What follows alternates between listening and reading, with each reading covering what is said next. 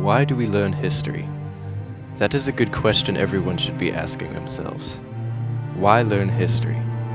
So we can prevent events like this.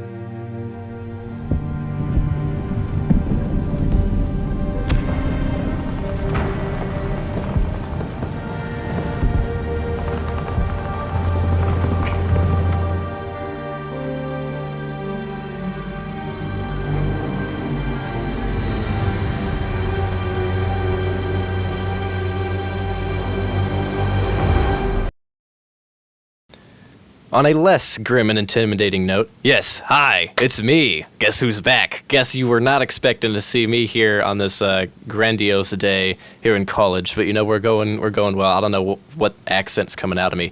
Listen, it's been a long time. All right, hopefully you guys are gonna enjoy this little history lesson. Trust me, this will be extremely helpful for you to take notes during this, because I'll flat out tell you what you need to write down. All right, I know it's going to be on the test because I kind of helped write it last year.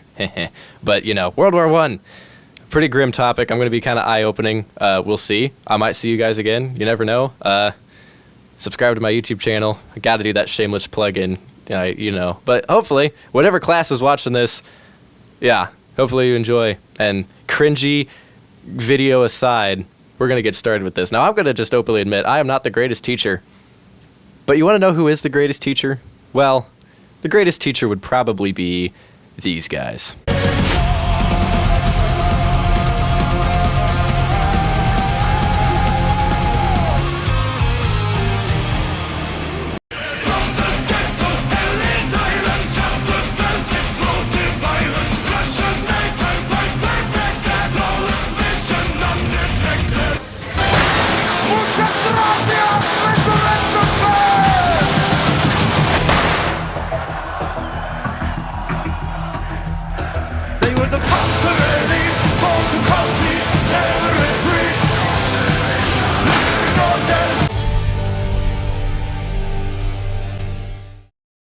Now, of course, I only mention this band because they have multiple songs that sing about, well, both World War I and World War II, but they also dive into other various aspects of history. If you're very interested in this band, I'll put some song titles in the description of this video that's mostly World War I related. Yeah, I'll just have it World War I related, but, you know, go check them out. They're pretty good. But, obviously, there's another thing I kind of want to get to because Sabaton perfectly kind of introduces the mood of World War I and how everything started. They actually talk about the events that kind of led up to World War I. They sing about it. Now, I'll have you guys listen to the song, the full song, but I'll also have a little bit of gameplay footage from a World War I game. But after this, I swear I'll actually teach the topic. It's a great introduction. I think it perfectly kind of introduces you to the topic at hand. So, it introduced this video that is using clips that I have not filmed, so hopefully copyright infringement doesn't strike again, but we'll see. For decades, the Austro-Hungarian Empire had been a powerful influence in the heart of Europe. Resting on a legacy, their house kept stability, order, and peace. But not everyone bowed to this power.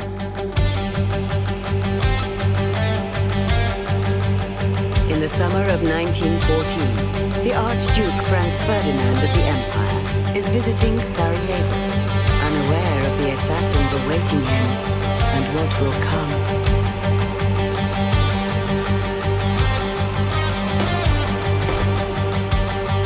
Two shots are fired, and the Archduke is dead. The Empire cannot let this go unpunished, and the first declaration of war is made. From a shot that would change the world, tensions rise and our walls unfurled. Nothing like what had come before. It's the war that will end all war. From a shot that would change the world, tensions rise and our walls unfurled. Nothing like what had come before. It's the war that will end all war.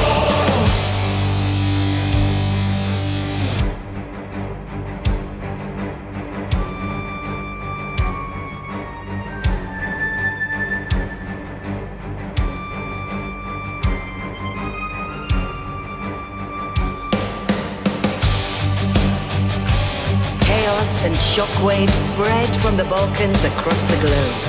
Alliances are put to the test, threats exchanged, and armies are put on high alert.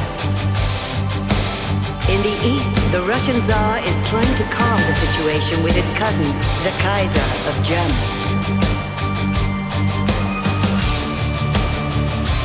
But it is all in vain. The situation is out of control.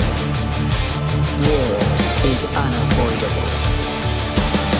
From a shot that would change the world, tensions rise and our walls unfurled. Nothing like what had come before. It's the war that will end the war. From a shot that would change the world, tensions rise and our walls unfurled. Nothing like what had come before. It's the war that will end the war.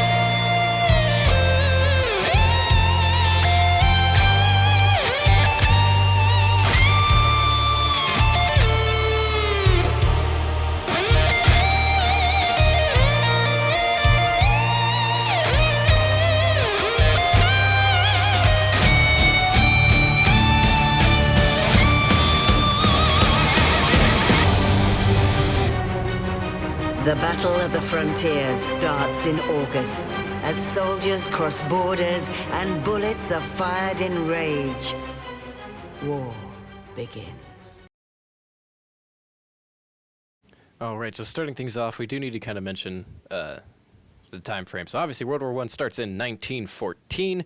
I don't believe you have to remember that date, but there are dates that you are going to have to remember. So here's the country layouts. We've got the neutral countries in blue. We've got the Central Powers as the, I guess if you want to say the bad guys is what they were called, the Central Powers. And then you had the Triple Entente, or I guess you could say the Allies as well.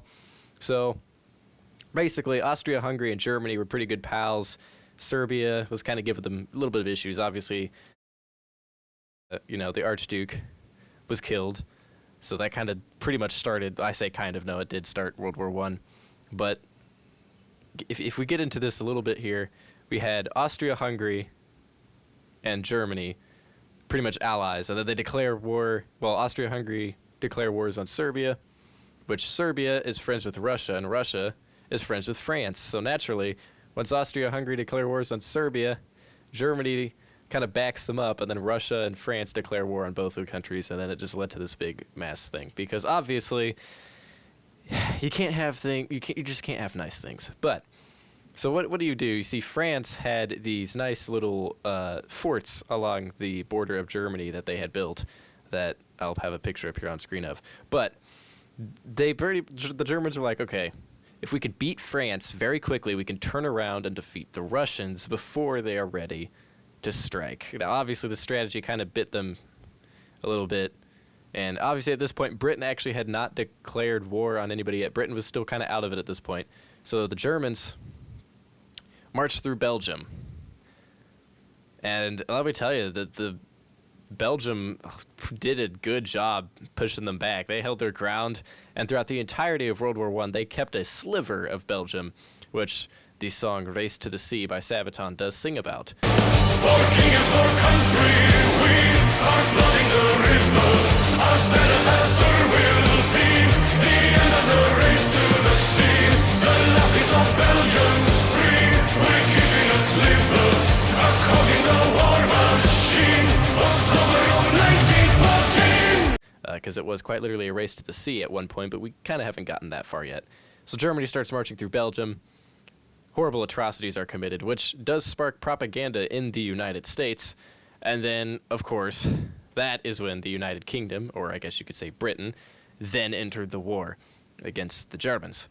So, knowing this, we got to kind of go into the technology that was used. So World War I think, had the most technological advancements in any of the history of the wars. Like, this was the first war that everybody was kind of like, whoa, what do we do? Like, we've got all these new technology. So obviously, the first thing they had, that I believe was used in 1916. So the Battle of Jutland had these two massive battleships. They were called Dreadnoughts. Again, Sabaton, I guarantee every single thing evolved in World War I, Sabaton has a song of. But the Dreadnoughts were these very massive and very expensive battleships. And both sides didn't really use them, except for in this one battle, because they were just so expensive to make. So Britain and Germany lined up their Dreadnoughts in the Battle of Jutland in 1916. They took a few shots at each other, and then they kind of just retreated because they didn't want it to get completely sunk because they were just that expensive. So the Battle of Jutland was pretty much just like a little bit of jabs in a boxing match. Speaking of boxing, that Mike Tyson and Jake Paul fight was just sad to watch. But anyways, that's off topic. Yeah, so Dreadnoughts, great, but very expensive, which is why they kind of didn't get used. Now, U-boats were being used by the Germans. It's kind of crazy that they had submarine technology in World War I. Like, that's just crazy to think about. Like, 1914 to 1918. That's how long World War I lasted. It's probably something you might want to, memorize or write down or take notes of. World War I lasted 4 years. Another thing of technology they had, the flamethrowers. This was, I think, also kind of should be a bit of a war crime. I mean, these things, the sheer feat, like the sheer reach that these flamethrowers had was absolutely crazy. Like, you could pretty much shoot over from out of the trenches and hit other people with the flamethrower. Like, it's absolutely insane what these things can do. Now, obviously, you've also heard of the chemical weapons, the gas, mustard gas, chlorine gas, whatever you want to call it. Chemical warfare. The Germans had a scientist that had found a way to use this stuff, which, mixing ammonium and bleach together may or may not result in the gas they used. Probably should not be widely known public information, but it's history. But, so the gas they used was very deadly, and the wind was kind of their biggest enemy, because, like, I swear, like, if you're just going to gas some other person's trench, and then the wind changes direction and it just blows back at you, you're kind of screwed. I mean, yeah, you had the gas masks, but you had some countries, like Russia, that was like, you guys are getting gas masks? Oh, that must be a nice luxury. But, it's always the Russians that are getting absolutely brutally massacred in any war they're in. Of course, another bit of a technology was the artillery. The artillery at the time was insane, and it was the most fired weapon of World War I was the artillery. You essentially just bombarded the enemy trench, kept them up and awake for many, many days. You just bombard them, give them shell shock, and then hopefully you charge their trenches while they're still recovering. The artillery was absolutely massive use in World War I. Of course, you had airplanes. These, at first, were kind of used for scouting missions. They would kind of just, fly above the battlefield, scout out the enemy. But then somebody had the bright idea. I believe it was Russia that actually invented the bomb that you drop from planes. And they're like, why don't we just attach these little explosives to planes and drop them on top of people? Now, I'm telling you, whoever came up with that idea was actually kind of genius.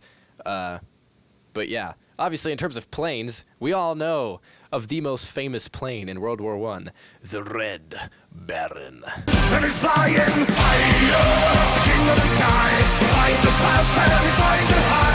Higher, and I'm for a night, the legend will never die. But the Red Baron is it was a German plane.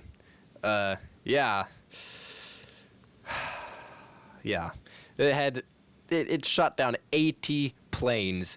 That is unheard of. I don't even think it's been matched in modern times. I don't think any pilot has shot down 80 planes, except for this guy, which, if you want to know what his name was, well, he has a very interesting course of notes because his name is Manfred von Richthofen. And if you Call of Duty Zombies players would probably enjoy the name Richtofen, but again, off topic.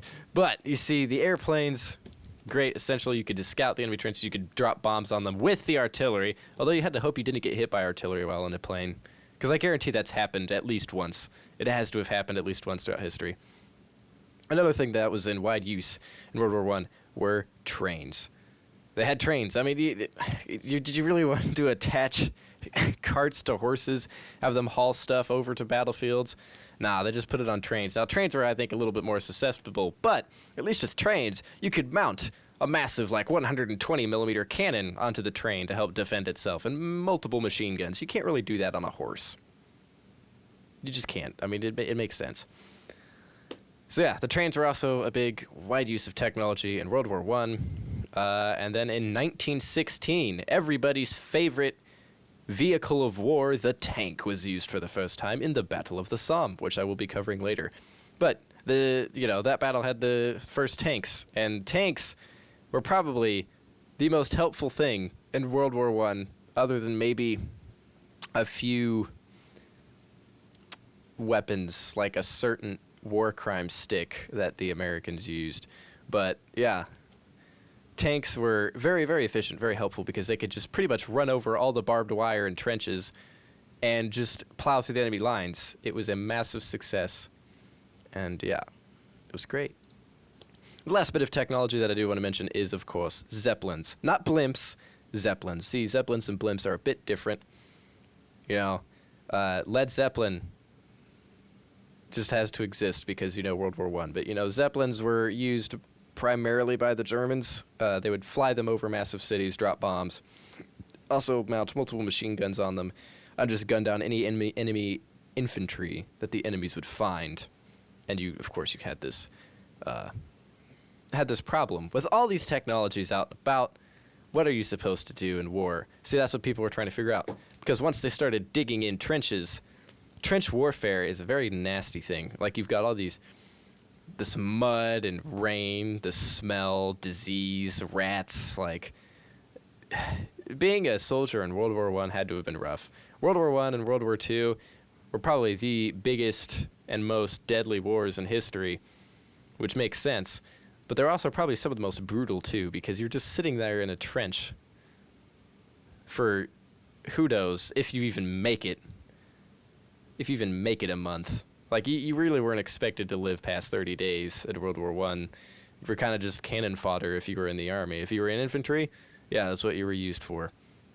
But we move on from technology to actual things that we should probably get moving on to. So, bit of a lecture. Obviously, pigeons were used in war, as well as dogs. Pigeons were interesting because in the tanks that I mentioned earlier, they had these little flaps that you could lift up that you could throw a pigeon out of, because pigeons, they have these magical compasses in their mind that could just make them magically find their way back to their home, no matter where they're at in the world. And you could attach letters onto pigeons, and, sometimes you could have a camera or two on them. These pigeons were used to relay information because you couldn't exactly telegram people in World War I. Like, radio technology, I think, was not even made yet. And if it was only like an experimental thing. So they had to really rely on pigeons. And dogs were also used to carry ammo, explosives, as well as scout out other trenches and pretty much sniff their way to where the enemies are. Dogs were used a lot in World War I because they were a shorter and smaller profile than horses. You couldn't really bring a horse onto the battlefield of World War I because it would just explode. That's a massive target you're looking at. Dogs were smaller. They were harder to hit. So therefore, they'd have multiple dogs pulling carts, dogs carrying ammo pouches on them, which is this great thing. Of course, another thing that was in World War I was a very elite group of German people called Stormtroopers. They were very young soldiers. All of them were under 25, I believe.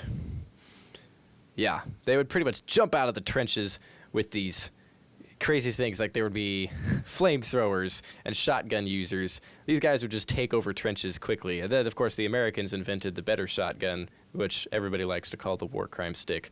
But you see, the Stormtroopers, not the Star Wars ones, these guys were pretty much the elite of the German forces. Now, of course, once the Marines from America showed up, things kind of changed there.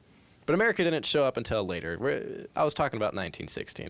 Let's get back to other things. There are some important battles you probably want to be aware of. I'll just list them now. The Gallipoli. That's probably one of the more sadder ones as well. I would say on the test, you're probably most likely going to be seeing the battles of Verdun, maybe the Battle of the Somme. Those are probably the two most important ones to memorize if you're going to be memorizing a battle. But there was a lot that happened leading up to this, because near the end of the war, the Germans were right outside of the city of Verdun, and the French defended it heavily. They held their ground, they took beating after beating, and the French were like, you need to do something to get these guys off of us. We're getting absolutely screwed here. Now, of course, Britain then responded to the French's cry for help by launching the Battle of the Somme, which, again, had the use of tanks in it for the first time. And then the Russians actually responded, because remember, the Russians were on the Allied side in World War I, and they launched the Brusilov offensive. And they did pretty good until they exhausted their resources, because there's a key term that you guys need to have memorized for the topic of World War I, and it is attrition warfare. It's a war of attrition. That is a phrase you need to have memorized. Definitely 100%. Because you're basically just sitting there. It's basically just trying to outlast your enemy. There was mutinies happening in the French army near the end of the war.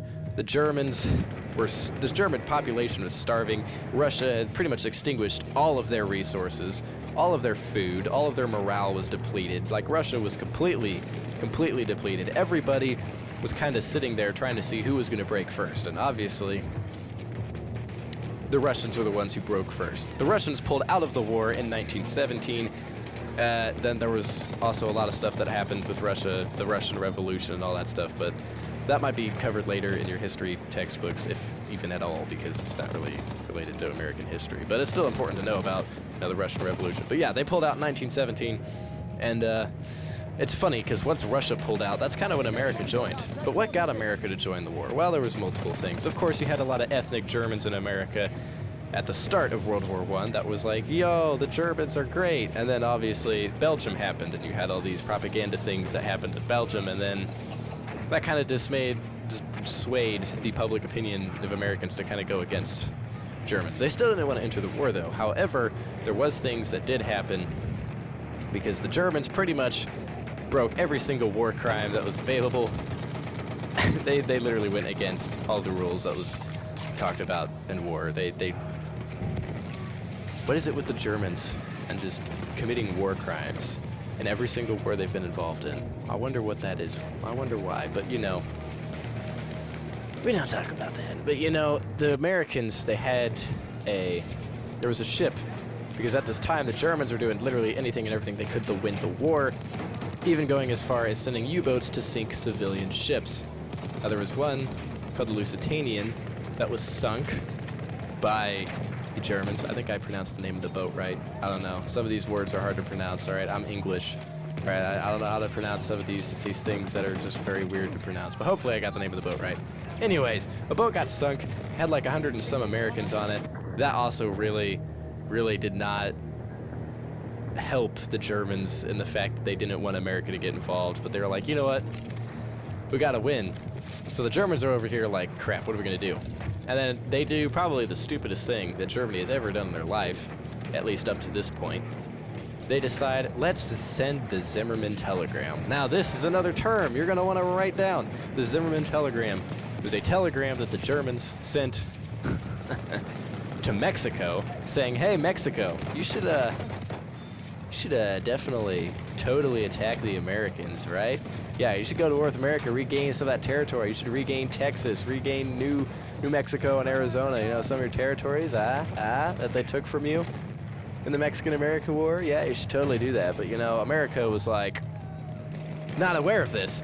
But you see, Britain, Britain, America's great pal, even though in the very beginning, America and Britain hated each other, but, magically they're friends now. Yeah, so Britain intercepted the message and then pretty much showed America, hey, buddy, yeah, the Germans messed up.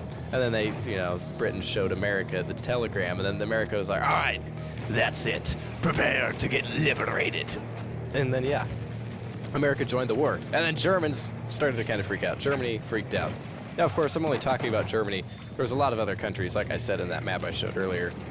But honestly, Germany had the main front. Austria-Hungary was pretty much just helping the Germans. The Germans became the main army. Now, Austria-Hungary is the reason the whole war started, but the Germans kind of became the main powerhouse. Huh. That sounds familiar as well. That's just foreshadowing. If you guys don't know World War II yet, you're probably not going to get why I said that. But anyways, you'll get there. So the Americans start coming over, and then the Germans are like, all right, we've got literally no other options left. Let's just put everything we have and punch through the lines. And the Germans took all their resources, did one massive charge and punch, and gained a lot of territory. Then they did a second one in Belgium, pushed the Belgians back even further. Holy cow. And then they grabbed a third one. Bam. Pushed the Allies back even further, but not as far as the first two attempts. And then on their fourth slam, bam. Didn't hardly make a dent. It did dent, but barely. And then by their fifth attempt to completely do a massive offensive charge, that's when the Americans showed up, and that charge failed. And at this point, the Germans had pretty much expended the last of their resources. And once America showed up, the Americans were like, yeah, we're fresh troops. We were not used to the trench conditions that, you know, the British and French were kind of used to. And, yeah, here we go. So, that being said, once the Americans joined, the Germans were being pushed back on all of the fronts they had. The fronts in, you know, the Ottoman Empire, which that's kind of where, like, Turkey is and, like, you know, Iran area. The Ottoman Turks, yeah, they existed at this time as well. The countries were very different back in 1914 to 1918.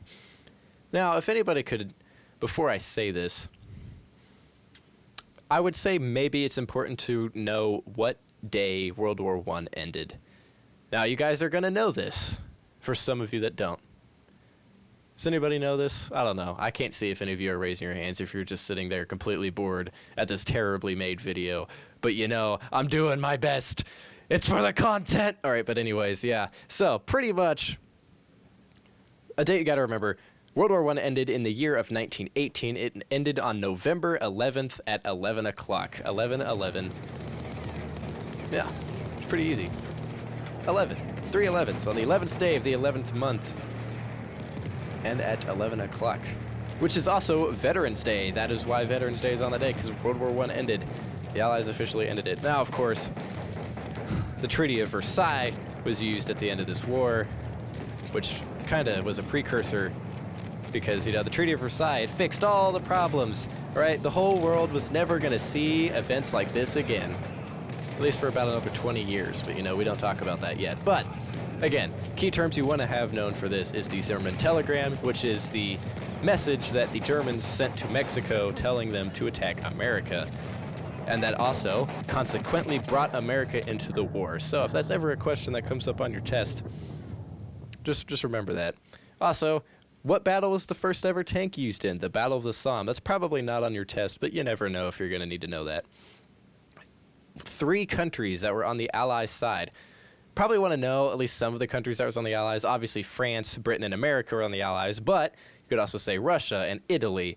Italy at first was kind of more leaning towards the Central Powers, but when they officially joined the war, they joined the Allies side. So Italy was a member of the Allies as well. Those are the big countries. Obviously, you had the smaller ones like Portugal and all those, but I honestly wouldn't really waste your time trying to memorize that for the test. Even though the smaller countries have really good stories. Belgium has good stories of World War I, as well as Bulgaria, and I guarantee people are like, what the heck is Bulgaria? I've never heard of that country. Again, there's a really good Sabaton song that sings about that. Their attack is coming, fight them back. Bulgarians holding the line, facing wave after wave, will never surrender. Again. They attack, Bulgaria held them back. Release their counter barrage. Let it rain, artillery pound in the trenches. No surrender, fight them till the end. The Bulgarians were let's just say that the Bulgarians held off a British offensive 4 times, and it was just absolutely crazy that this small country was able to pretty much single-handedly stand against the entire might of the British royal forces. But, you know, we don't go there. 3 countries are on the Central Power side. Again, Austria, Hungary, Germany. Those are, like, the main 2 that you should probably memorize. The Ottoman Empire was a 3rd one. Again, I mean, it's just one of those. Those are probably the main 3 I'd remember. Ottoman Empire, Austria-Hungary, and Germany. Of course, there were other Central Powers, of course, but probably just want to have that memorized. So, I already told you when World War I ended. Just remember Veterans Day, 11/11/11. If you remember that, you're good to go. What year did America join the war? Remember, they joined in 1917, which was also the same year that Russia pulled out of World War I. But here's an interesting thing, because there's a lot of misconceptions about World War I. So, I have a bit of a question for you guys.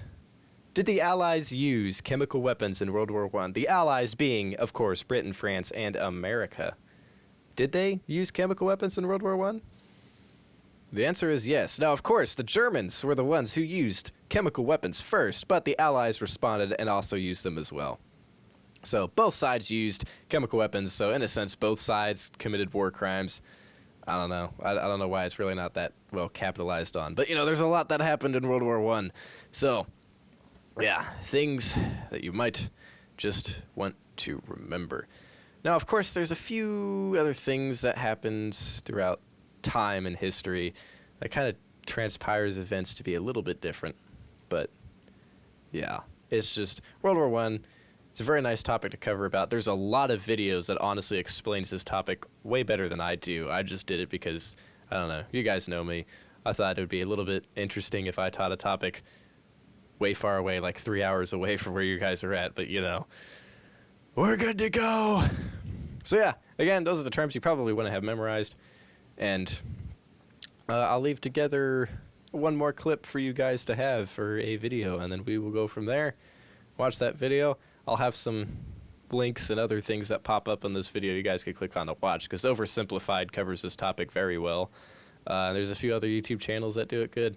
But obviously, if you're bored of just reading the book all the time for your answers for World War I, then I guess you could rewatch this terribly made video. But you know, Sabaton is also a great band to listen to. I'm telling you, like you can find a playlist on YouTube that has all of Sabaton's World War I songs. I recommend you listen to a lot of them. Lady of the Dark's a good one. Ghost in the Trenches is a good one. Like they have a lot. They sing about heroes, specific battles. So yeah, if this video isn't enough, I kind of was just talking about the stuff that I know will be on the test, like the Zimmerman telegram, attrition warfare, and all this stuff, like I've already mentioned. But if you really want to get in depth with World War I, because I'm still kind of new to this YouTube thing, but yeah, if you want to get more in depth, Oversimplified's got some great videos. You just go on YouTube, you'll find stuff. Play video games. I actually encourage you to play video games involving World War I, because you will learn a lot about it. Now, granted, sometimes the video games are a little inaccurate, but still. Watch videos, listen to music, specifically Sabaton, maybe Iron Maiden, and then you will be good to go for the upcoming tests that you guys will be taking on World War I. And I wish you the best of luck, but it is time for me to disappear. No face cam for this part because, yeah, I kind of put this in at the last second, and it's too dark in my room for you to see my face. So, yeah, anyways, adios. Hope you guys do good on the test. I may see you around, whenever I have the time, I guess. But, hey. You know, that's what's great about the war to end all wars, is it really wasn't the war to end all wars, because we all know that there was a sequel. I don't know, stay tuned to my YouTube channel, and when you get the higher on grades and classes, who knows, they may play my World War II video, which I'm going to tell you now is going to be way more well-structured than this one is.